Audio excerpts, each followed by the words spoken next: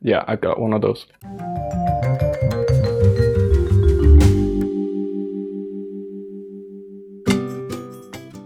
Okay, so I did this whole unboxing thing because I'm a YouTuber now and well, that's what we're supposed to do. But it's actually not that interesting, so I'm just gonna speed through it. Well, there's a few accessories. I was really excited for this one-hand open that everyone swears is exciting, but it doesn't really work because the laptop is too light and so it just moves away. I was really disappointed. The screen was nicely protected, but once the thing is turned on, it's a pretty standard setup process that I'm not gonna subject you to. So let's get into the juicy stuff. If you've watched my last video, you know I've bought a MacBook for the first time in my life. If you haven't watched my last video, go watch it now. I can't tell you what to do. macOS and the Mac experience, it just works, is not as clean as they sell it to be, in my experience anyway. This video is going to show you all my first impressions, the things I really like about the laptop, the things that drive me crazy to this day after working with it for over a month, and the things that are just annoying and Apple should definitely fix, but I have workarounds so I'm not annoyed by them anymore. Things that still drive me up the wall every single time I turn that thing on, here they are. Apple. Command-C, Command-V? Your keyboard layout is not made for that. What? Why are you doing that? None of the finger combinations that I could try out worked. I had to swap the function and command key. Why are you doing that? This is ridiculous. Second thing, and I don't think I will ever get used to that, no delete key. What? Why? The amount of times that I want to just delete something in that direction, and there's just no key for it, so I have to move behind the letter and then delete it. It's just annoying. Here's a thing that does annoy me every time, but I can understand the decision of why Apple did this. Numpad. I love a numpad, even on a laptop. I miss it a lot and I would love to have it, but I understand why they didn't include it simply for the space. This one is really annoying. When I press X on a window, I press X because I want to close it. Oh, really? I don't want you to not close it and keep it in the background for when I maybe need it later. If I need it later, I won't close it. And if you want to not be able to close it, give me another button that allows me to just close the application. It can't be that difficult. Please, I mean, come on, seriously. Does this not drive everybody crazy? He's got a point. This one is maybe more a me thing, as somebody who's used different variations of Linux for a long time and is very comfortable and needs the terminal. The fact that there's no shortcut to be able to open the terminal is also very annoying. If anybody knows how to switch it on, please leave a comment, explain it to me. Having to put into Spotlight Terminal, that is so many key presses that are completely unnecessary. I want to be able to press max 3 buttons and the terminal opens. Just give me a shortcut, please. Let's get to the things that annoy me that they exist, that Apple doesn't fix them, or that Apple made the decision in the first place.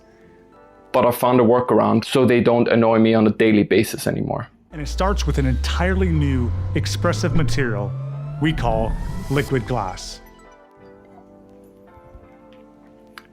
Yeah, it's not great.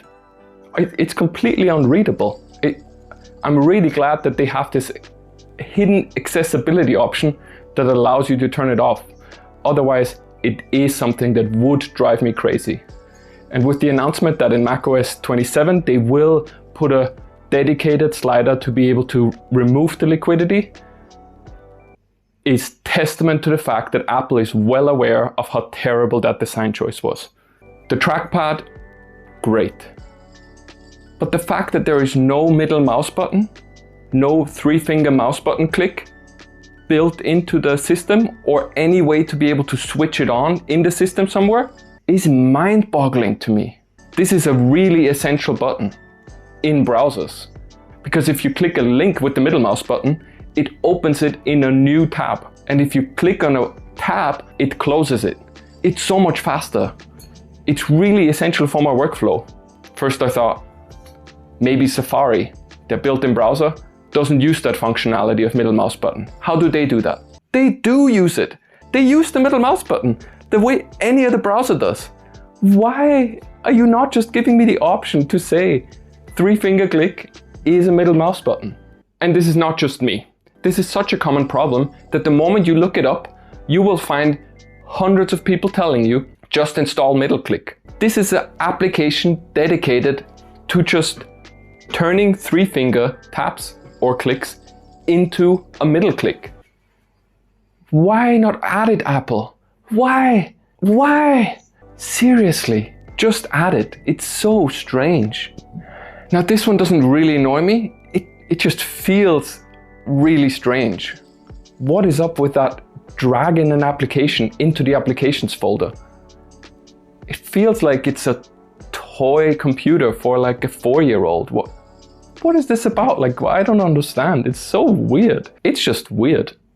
I also needed to install another application called AltTab to be able to tab between different windows of the same application. Why not give me the option to do that? Again, Apple. Why? If I have 2 Chrome browsers open, which I always do, I can't swap between them. I just cannot believe that there is nobody at Apple using multiple instances of the same application at the same time. I don't understand it. It is so strange. And this is my overall experience with macOS. There's so many decisions that just seem like, why would you do that? And why would you not fix it? Why would you not just fix it? It's so strange. No doubt the build quality is amazing. The performance is incredible. The fact that it can do all this without a fan, no noise, amazing. The fact that it doesn't heat up while I'm doing all my editing, amazing. But for me personally, again, as a Linux user, being able to use Homebrew to install applications from the terminal actually makes macOS way more palatable.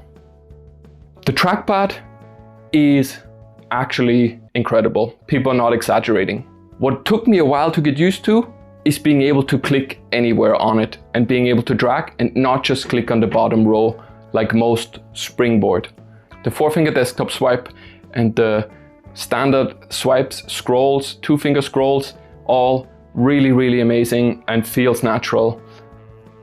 No notes, other than the 3-finger middle click, obviously. This one is not technically related to Apple, but kind of is. I use the free version of DaVinci Resolve for all my video editing, and the free version of DaVinci Resolve on Linux does not support MPEG Codecs.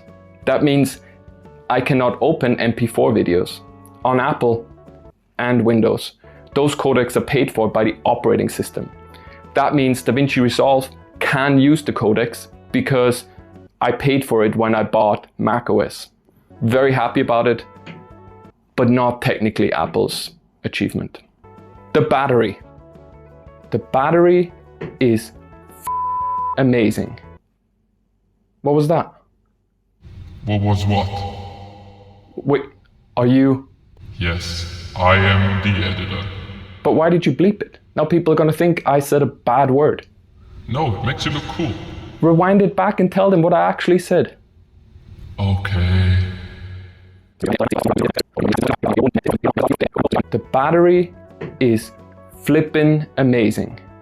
For various reasons, I find myself regularly with 3 to 4 hours sitting in a car with nothing else to do. And now I can just pull up my MacBook and edit for 3-4 hours at a time on battery with no performance hit and no worry of running out of battery. I have done it several times and it is actually mind-blowingly incredible. Respect and credit where credit is due. The battery performance of this laptop is unparalleled to anything I've ever experienced. One thing that, again, not an Apple achievement, but having the integrated Gemini app installed on the laptop made the transition, I think, categorically easier and palatable. Because every time I hit a wall where it's like, how do I do this? Things like MiddleClick, AltTab, all these little things, dock settings. One click, open Gemini and ask questions. And it made this transition and learning about macOS even possible for me. I think I would have gone crazy if I didn't have Gemini integrated so tightly. Okay, these are my impressions. I think you can sum it up as hardware incredible, software not so much. User experience terrible. How do you have users that claim that it just works when the user experience is so bad? So much worse than most Linux distributions, window manager, and at times even worse than Windows. Worse than Windows. Thanks again for watching. Please do subscribe. Trying to hit 500 subscribers by the end of the year. Stay silly and follow me.